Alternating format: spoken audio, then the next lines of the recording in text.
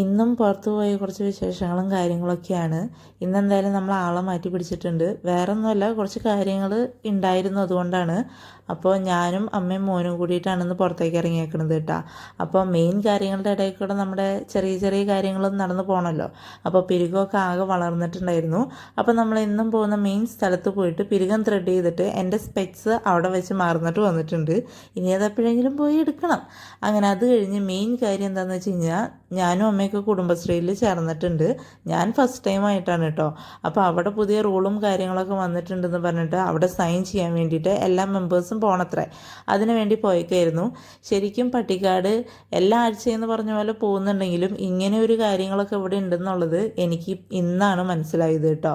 അപ്പോൾ ഞാൻ അന്വേഷിച്ച് നടന്ന് കിട്ടാത്ത കാര്യം ഇന്നെന്തായാലും കറക്റ്റ് സ്ഥലത്ത് പോയിട്ട് എനിക്ക് കിട്ടിയിട്ടുണ്ട്. അപ്പോൾ ഇത് മൊത്തം നടന്ന് തീർക്കണ്ടല്ലോ എന്ന് വിചാരിച്ചിട്ട് അമ്മേനെയും മോനെ ഒരിടത്ത് നിർത്തിയേക്കായിരുന്നു. ഞാൻ വന്നപ്പോഴേക്കും അവർ രണ്ടുപേരും ആകെ വശം കെട്ടിട്ടുണ്ട്. അപ്പം വണ്ടി വേണമെന്ന് പറഞ്ഞിട്ട് ഒരു വണ്ടിയൊക്കെ മേടിച്ചു കൊടുത്തു. പിന്നെയും വണ്ടി കണ്ടപ്പോൾ അതിന് വേണ്ടിയിട്ട് അവൻ അംഗം വെട്ടാട്ടാ.